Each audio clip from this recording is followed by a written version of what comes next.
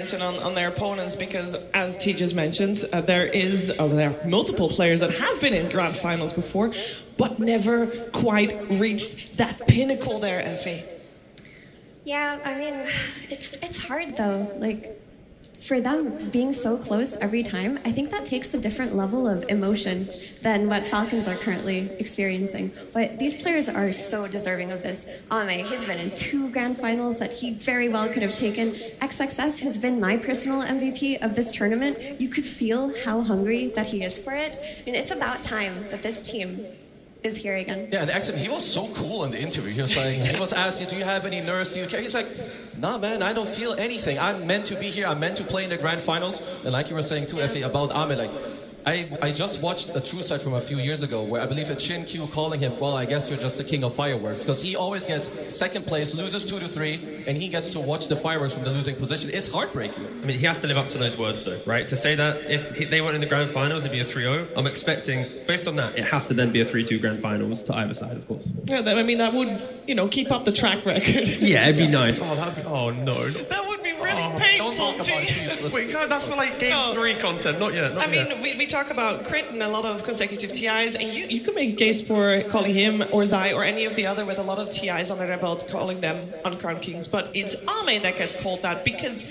he was there twice, so close, and not just, oh, he made it to the grand finals, therefore he's close. No. Those grand finals he played in, Effie, those were nail-biting. Absolutely, they were almost his. Like, that's what I mean with the emotional recovery and how hard it is to think about that and how hard it must be for him to know that, like, it's one of those moments where you just can't sleep that night. You just play it in your head over and over and over again. Like, what if I just did this differently on Tiny versus Spirit? What if I did this differently on Morphling? This time around, I feel like third time has to be the charm, right? Right? It's gotta be. I mean, since TIA, there's only been a Chinese team in the grand finals twice, of course, both of them being Army. They're also playing against, like you said, 2 different teams, so it's now another team Army can try and go up against. If he wasn't to do it this time, then... Tess, It hurts. it hurts. When we saw these 2 teams play in the Road to TI, it was the longest series we've had. It was mental. I think that's what we should be focusing on. We'll see who comes out victorious in the end, but we will see who comes out first out of the gates to take place in the booths, and that is Team Falcons.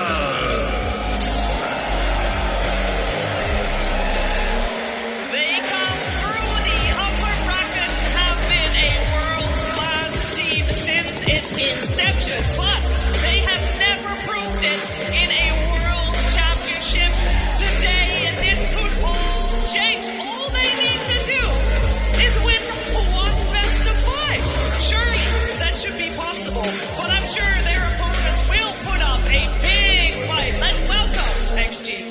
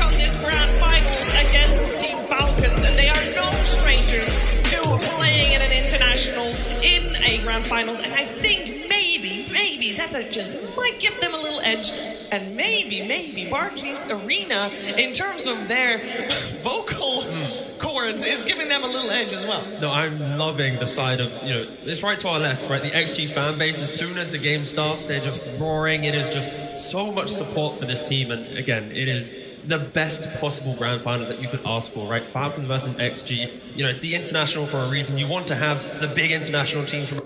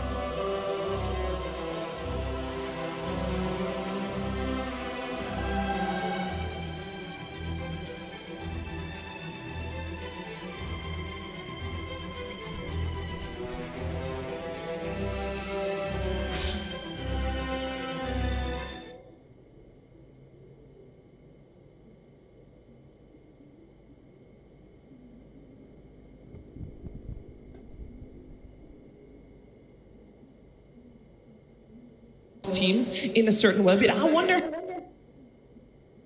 how we would describe their style now, especially compared, Kazu, to that series they played last time.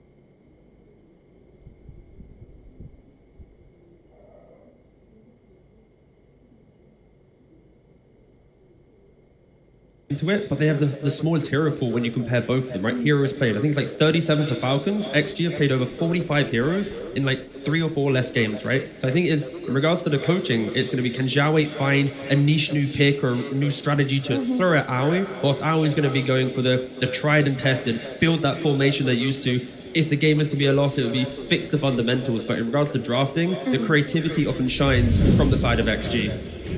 Absolutely. I mean, that's the flair that the Chinese region has always had, is that they'll dip into heroes that other teams aren't looking at. Yesterday, for example, we saw the Sniper come out of Extreme Gaming. We saw the carry Chaos Knight come out of Extreme Gaming, Kazim.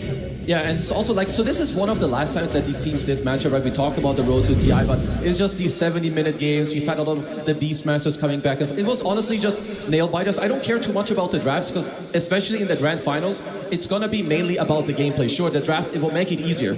But if you outplay your opponent, you will weather the storm. You can get through the early game, you can get through the mid game. And I love that you guys touched on it earlier, because where Falcons get the lead, it's early. It's the lanes into the first rotation. Whereas for XG, that is absolutely where they struggle. Yeah, and one of the ways that Falcons has been getting a lead is because of this mid laner, Malrine. This is his second international. Malrine has played a lot of the Sand Kings and the Earthshakers, Seffi. Oh, Malrine, this guy is the rock of his team in terms of how they have such a strong early game. You know, we call him here a stunner, but he actually has the highest average stuns per second per game of any player at the international by far. He averages 80 seconds of stun per game, where the next closest was NTS at 66 seconds. In one of his games, he even had a 346 second stun record in one of his like really long games versus Tideband. But the way that they draft, the way that they play their early game, they'll pick this Earthshaker mid, they'll pick the Sand King mid, they'll let him farm his Blink Dagger, let him farm his Blink Dagger, and then he's lane on that enemy safe lane, the Suns with the follow-up down the Suns, and that's how they get their first hit, and that's how they get their first hit. He's so good at tempo controlling, right? It's what they want from him. His heroes play so good for it, and his positioning and spellcasting is just top-notch. It helps that those heroes that you've highlighted are all kind of very active with little to no economy, right? Like a Psyche needs a blink, Pangolier needs levels. If you shut him down in laning phase, he can still be active and try and fix it, but I think critically for XG, they need to try and stop Malrine opening up the early game. Happy honeymoon. And of course, on stage right now, we do have 10 players that really want to claim that Aegis that is on display. But let's take a look at what it actually takes to claim the Aegis.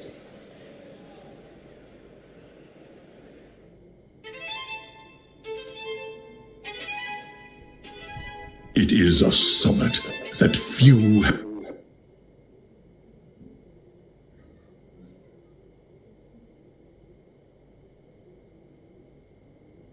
have conquered. I mean, he's so good at tempo controlling, right? It's what they want from him. Where the His heroes play legends so of good the for it, past and have his written positioning their and own spellcasting is epic just top-notch. stories. It helps that those heroes that you've highlighted are all kind of very active. Where with little to no scores of economy. fallen contenders have mourned their shattered dreams.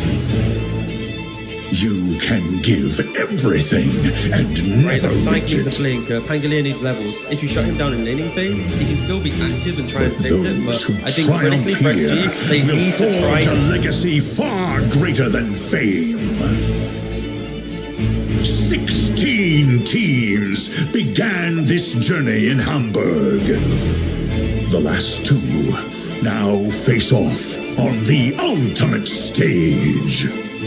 Each is one step from immortality, with one final adversary opening up standing in the Happy way. honeymoon. And of course, on stage right now, we do have Gather 10 players to that bear really witness, to honor those who've battled here, to see who will join the ranks of the fallen hopefuls.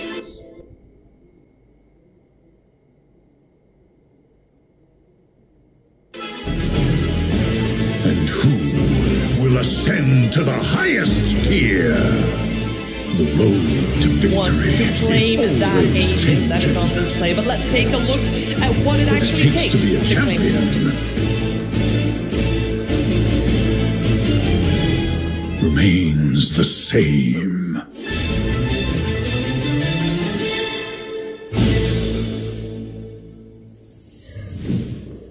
Team Falcons versus Extreme Gaming Grand Finals.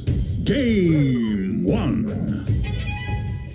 Here we go, it has begun. We got Extreme Gaming on the Radiant side, Team Falcons on the Dire side, and the drafting has begun. The strategic part of how these two teams will try to get their first victory on the board in this best of 5. Let's see how the teams have prepared versus each other, and let's see how it differs from the series they played earlier last week. We already have a very nice stylistic change. I do love the respect that XM is getting on his sniper there, Effie. You really have to respect this hero and its Where the ability to legends come of out the during the grand past finals. have written their own epic This is a hero that stories. he never loses lane with, and you know what? Just take his lane Where dominators out of the way. He scores will of not. fallen- That's the play that Falcons are going to make here. For Extreme Gaming, they just take out that Sand King. They don't want to deal with it. They don't want to try to let it through and beat it, and now they've got first pick. Maybe they could look towards their XXS Earthshaker, but they've got their freedom of choice. Contenders It's gonna have be a lot mourned about their the skills that shattered we've seen banned out a lot, right? We have Falcons, like Mars is available You for the full. It's can gonna be give on the eyes of everything both teams. and Yeah, like never I love reach it. this ban. You want to make sure that you stay in the comfort and don't give something to the enemy team that's going to take you out of your comfort. And XM on these really nasty and annoying heroes, that's his specialty. It's the exact same bans that XG did against Falcons the last time that they played, and they first picked Shaker in that position. I'm interested to know if they are to do that. Falcons, they first picked Shaker early in the tournament and got annihilated. So they know how to deal with it, and instead XG, they go for the Mars. Okay, we do have two of the most experienced Mars players in the world now in this grand final between XSS and ATF. I love this Mars pick. You know it's going to be contested in this draft, but they're saying that their offlane player, XXS, he's been owning this entire tournament. Let's first pick his hero. Who cares counters? Who cares how the early game goes? But We'll just get those him who that blink triumph and here will forge a legacy And I was like, far Falcons greater put than it straight away, put the fame. tank lit. Already banned the pup, the sniper against the original, have that chaos. If XG is going to go for comfort, why not allow Falcons to match the picks with comfort for themselves? What I love too, when you have two of the best teams playing like their best heroes, it really goes to show you what they value and what they feel like they want to do against you. Like, what do you need to pick with it? What do you need to ban against it? And here's the Pangolier, really nice call there. You have a super good with the team fight matching. Looks great. Yeah, both heroes fit in a lot of different strategies, so not giving away too much here either, and maybe even some flex still possible. It's not likely, but it is possible. It absolutely is Teams possible, and I feel like began if this you're also gonna look at journey the in bans, both Hamburg. these heroes require a lot of similar The things. last One, two right? One does follow-up damage now into face off the hood on makes the snap. Very likely ultimate that Falcons have their stage. eyes on it. Same for Extreme Gaming. And if one of them gets banned out, the other gets picked. Gonna have to look further down the list. The question is, do you think XG is going to start trying to enable the Mars by banning out difficult heroes for the Mars to initiate on? Or is it more thinking about the wider game? At the moment, they're still going towards taking away the Maureen specialties, right? The Shakers, but something to think about potentially for future picks. I think they're thinking of the wider game right now, because if you're first picking your offlaner, you're saying that it We doesn't don't care, matter yeah. how the laning stage goes, we just want this hero for us.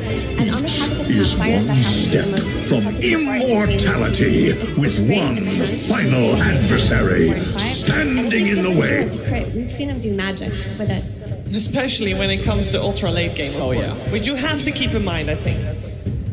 Okay, so let's see for Falcons. The out of pick phase is very likely for them gonna be this crit type hero that we have talked about, very likely on the Snapfire. If you're Falcons, it would be nice if you can keep your Pangolier open, whether it goes to the or it does go to the offlane. And also with a lot of honor these things getting those banned out, who I would battled not mind here. for ends up playing it, but you need to kind of ban for it too, so that Extreme don't like force you to put it into the offlane, because there's a lot of Armari heroes that can be quite good against the Mars. You know, maybe some Underlord, where every time the arenas you gate over, you drop the pipe. If any of these two teams know what a Mars wants, they've got the exact correct players for it.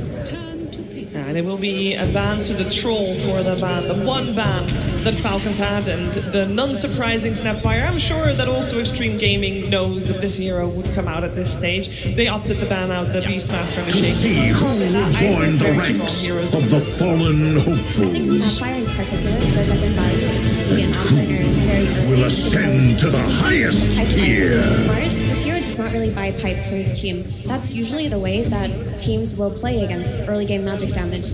Mars has a different archetype though. He's got Yules into Blinkfire, into BKB, into Refresher, and XG snag up a Hoodwink of their own, the follow-up damage to their stun. The question for XG is, do they want to double pick support here and then enable Falcons to kind of know exactly what they're laning into in regards to the support powers? I mean, it would be. I think it's okay if you pick your 5 here, just because you know that most likely you are up against the Snap. Like you're either up against Snap X or Snap Pango. So then, like a Bane, where you play with Bane. I was looking at Is the Snap always Ban. changing. First thing's bad, yeah, I'm blind. But they go for the Takes other to be side. a champion. Yeah, Nova had an incredible game yesterday. He's been so good on his hero for years. Even in like the prime Remains the LCC days, they were very good at always. You have the range carry on Ame, you get the ET on X Nova in the 5. They lane so well together. It's super good with Mars too, right? Mars goes in and he just wants this abundance of AoE spells being thrown into. They've played this combo many times before. Great pick. I mean, they did this exact opening earlier in the playoffs against Nigma, right? If you replace the Hoodwink with Snapfire, that's the opening they have. But even we talk about Snap and Hoodwink, it's kind of the same hero for what it does on the map, but it's such a formidable opening. It can pretty much activate any future core picks. It can play any type of game. Like this is probably the strongest draft opening I think XG could do. Especially for what it is that they want to do. They want a team fight. They want to out-execute in that mid game, not based off of their wins, but based off of how well they spell past. They're just going to triple down on the team fight here, I'm sure, with their next few picks.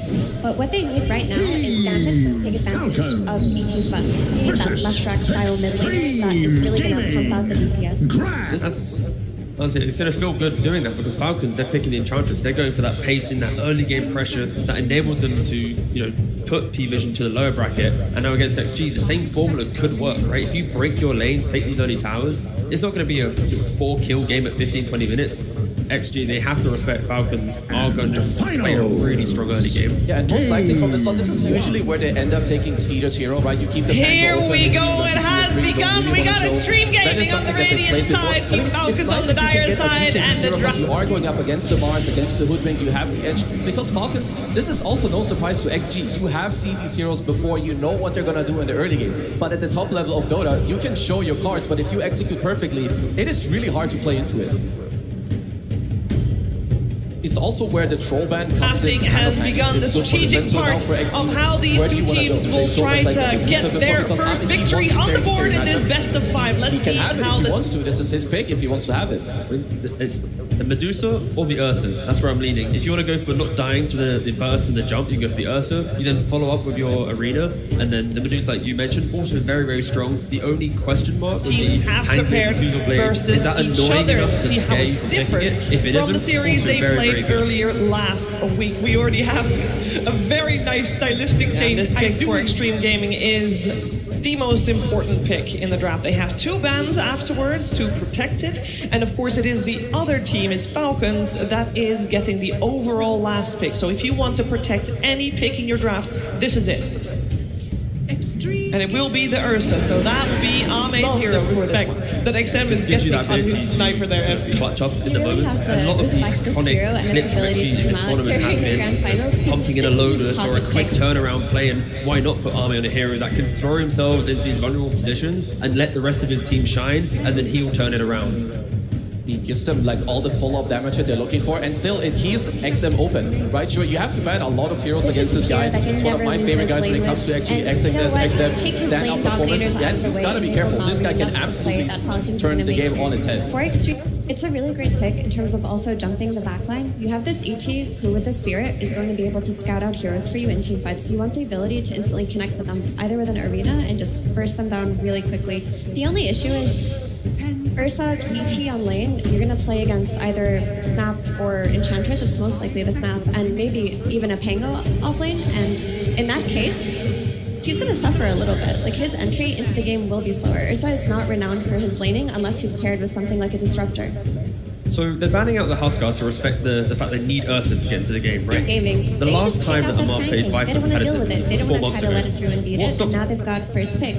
Maybe they could look towards their X-Success or Amar Shaker. doing They've something got- like this as well? Like I fully freedom. break the lane, my Sven will farm, my Pango goes active, they will win me the game, but as long as I do the breaking of the first 15-20 minutes, like that's the thinking I'm having, is because if Amar's happy to Huskar, he'll be happy to bring out any other hero to dominate the lane, and there's the Storm Leshrac bans that you mentioned earlier.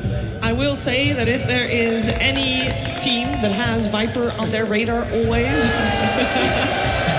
Oh, go again. oh my god, One more. I've got so many legends on there.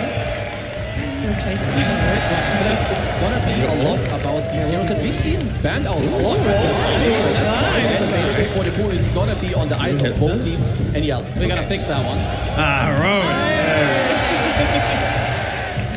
Ooh, very blink. Okay. Going back. Oh, there we go. Yeah. Instead, they ban out the Doom. This It's map very, very is stable. really warm. You wanna make sure that is gonna take you out of your comfort. And XM It is a great way to close it out, and it is closed out by the Queen of Pain on Extreme Gaming. That will be their hero for XM. This one was a no-brainer pick for XG here. They lacked range damage and the ability to instantly blink in and follow up. Storm gets taken out, Lesh, Girls, Blink Dagger that's gets his taken out. specialty. All that's left It's is the exact same for ban With the that Sonic XG Wave did to against do Falcons the added last time that they damage. played. XG are And they looking first picked to Shaker. blink in, take the fights Just to note, quickly if they first are them, to do that, and then Falcons, re-engage. they first pick Shaker earlier than they also have kiting, right? If they are to blink in and maybe misinitiate, Ursa can disengage, Crop can disengage, ET can assist the fight to ensure that the secondary fight also looks quite good. The layering on XG's lineup ensures that this game is going to have points of pressure any single time. So you can decide, do you want Pango to go in the mid lane, or do you want Amar to play it on the off lane? You can go mid, but you do take quite a beating from the Queen of Pain. It's not your favorite matchup. You could say similar things. Annihilated. Like So they know how to deal with it. And instead, XG, they go for the Mars. So to me, it's more about what they value more. Like, what do they also feel like they need from the game? You have two guys that jump in. Like, your draft covers quite a lot. So if you care more about the lanes, you could go for a pretty heavy laning hero here. They only have 10 seconds to think about what to do with this final pick, and here it is. Oh, it's an Ember Spirit. We don't get to see that man on the main stage that often this It's going to be weekend. contested. So they went for this Ember just because they wanted to secure that mid lane matchup versus the Queen of Pain. They want something that can just stay on lane versus it, not get bullied out, and try to match its tempo. Yeah, not only that, it provides so much vision throughout the game. The lockdown available for XG is quite limited, so if Marin's going in first, baiting XSS to ever waste a spear or arena, and then activates the rest of his lineup to go in, and then you throw in a Pangolier with the Rolling Thunder as well, vision and information will be always on the side of Falcons if they're the one going in first. So if you're playing Hoodwink and ET versus Ember Spirit, who's having a good start and is getting these runes, good luck. Good luck, because you cannot defend yourself against this hero. For Falcons, they have their typical map play style of mid. They're going to have their initiation from the off lane. They're going to have Malvian building these early items and hunters. Who cares how the early game goes? The support's getting that Blink Dagger. And the question for XG is if they can match that pace in the early game and get to the point where they can blink and instantly take these fights, because that early game looks tough. Yeah, you got to have a lot of mid focus, right? We've already spoke about Ember and what they can do, but also Queen of Pain, right? If Queen of Pain pops off, and every time you go somewhere you're getting a kill, it could buy enough time for the items of the Mars to fix some of their lockdown issues, or the items on the Ursa to ensure he has that burst potential. I think mid lane is such a critical matchup in this game one. Yeah, I really love these two drafts. Like, the way I see it too is that Falcons, they have this early to mid game that they usually have, and then they might taper off a little bit. You know, there's Extreme Army, he's got his Ursa against the Sven matchup. But I also like the Falcons, they cover their like, late game. The refresher on the Ember, the refresher on the Pango, the 5-slot, the 6-slot. Sven, you know, doesn't do too well there, but then his teammates come in again with the network to back it up. So we're in for a long game. We're in for a lot of fights and absolute banger team fighting. Well, that would be fantastic. I do have one final question to you. You say that this mid matchup super important here with the Queen of Pain and the Ember. How much help are they going to get from the supports? How much help can we expect they get? Falcons can be tri-laning mid lane. With an Ench and a Snapfire, they're going to be running mid. But XG, they do have the arena. It feels like on their side as well. They do have like a 6-man. What they value and what they feel like they want to do against you. Like, what do you need to pick the early with game, it is looking very, very good. Okay, let's see. I'm sure that the coach agrees, and that's where we're heading to right now, because Tsunami is standing with AUI 2000. Thank you very much. Yes, indeed, I am standing by AUI 2000, coach of the Falcons, and you are no stranger to this, my friend. In 2022 in Singapore, with Tundra coaching Grand Finals. I was wondering if you could maybe take me back in time about that team's journey to Grand Finals versus how Falcons have made it. Both heroes fit in a lot. I mean, honestly, for both teams, it's just been an incredibly rewarding journey. I mean, standing in this crowd, like being able to play in front of them, it's all every Dota player dreams of. So I think we're just all grateful to be here. Let's hear it for just the spirit of competition. A lot of different Now, I'm strategies, sure so you not have a giving very away vivid too much memory here of how either. that last grand final went. Maybe Upper even bracket some fights final, still you played possible. against a It's not- Team it's not Secret. likely, It went to but 3 it is games. possible. They went down to lower bracket, had to play 3 games against Liquid, and how did your grand final go after that? It was good. It was 3-0. It was good. It was 3-0. Now we're in a similar situation. You went to 3 games against Extreme, and now they're back. Well, actually, no. It was P-Vision, actually. The equation has changed. Everything's up in the air now. I mean, I would love a 3-0, but honestly, I sort of hope for 5 games, you know? And I feel like if you're also going to look at the bands... We actually respect Extreme a lot as a team, so we're super happy to play them now. Then let's hear it for the potential of this grand final. Hamburg, make some noise for this grand final! Welcome to the International, everybody! Let's kick this shit off with a bang! It's China striking first blood!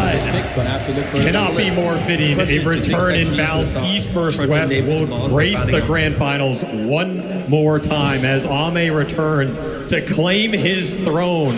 An uncrowned king against a king already crowned. You could not ask for a better storyline going into this immaculate TI. That's right. There is so much history that goes into the International. And a large part of that old history, some of you might remember, was that balance of power. It was China versus the world. Every odd year, an international team would win. Every even year, a Chinese team would win. For 7 years, this was true. Until Ame and LGD fell to OG at TI8. History was written. Once more, we return to write history in the stars. Can XG make the miracle happen? Can they make this tough road through the lower bracket, return to a finals, a third appearance for some of these players? They have consistently fallen short, but perhaps this is their moment to put their name on that Aegis. They are against a very tough opponent in Falcons. They have been dominating this meta. They have been setting the trends. They have their comfort picks. It's not a question of knowing what they're going to play. It's a question of how do you beat what they play? Because everybody knows the heroes that are going to come out from these playmakers. Can you out-team fight them? Can you out-skirmish them? That is the challenge ahead in this series for XG. If you give this hero to crit, already see XM and Malrine trading blows as we will see in hopefully 5 games of this series. Oh yeah. XM has already taken a bit of a lead here at 10-2, and it seems like all the lanes are going well for Extreme as another 10-0 for Ame. Seems that, do you feel like Extreme Gaming put a bit more emphasis on the lanes against Falcons? If anything, I think they did against P-Vision. They had to learn how to not get run over in some of these lower bracket series. The European team's laning stage is insane. You have to come prepared for it. You cannot give them too much room, too much tempo, particularly when you give up these tempo supports. The Chen, the Enchantress, you can't ban them all. Snaking's going to get something in this game. If Amar is on one of those tempo setters like the Bristleback, for example, these games can spiral very quickly off a laning stage win. XG need to step up their first 10 minutes of this series. They want to have a good chance of competing. But that said, they also made some crazy comebacks. Yes, this is a team you cannot count them out at any point in that game. And this is another lineup that can just scale like a beast across all 3 cores. I like that they went for the first pick Mars. That's a dominance move. We're taking it away from ATF. We're going to get it for XXS early. We don't care if we have to first pick it. We want him comfortable. We want him controlling the fights. And by God, has this man had a TI. He absolutely has to be in the front running for this MVP right now. 100%. I mean, he saved Extreme Gaming's life in that lower bracket final. In fact, in the lower bracket in its entirety, he has come up for Extreme time and time again. And he is a large reason why they are here in this finals. Ame, he's trying to put some pressure onto Amar where he can in this Ursa versus Pango matchup, but the mobility is not allowing him to do so. Amar, 19-2, doing the best of his comrades when it comes to the CS. And we do see the support swap from Falcons. This Elder Titan's going to be a pivotal hero in this matchup. It's something that XG are going to more and more. It's a crazy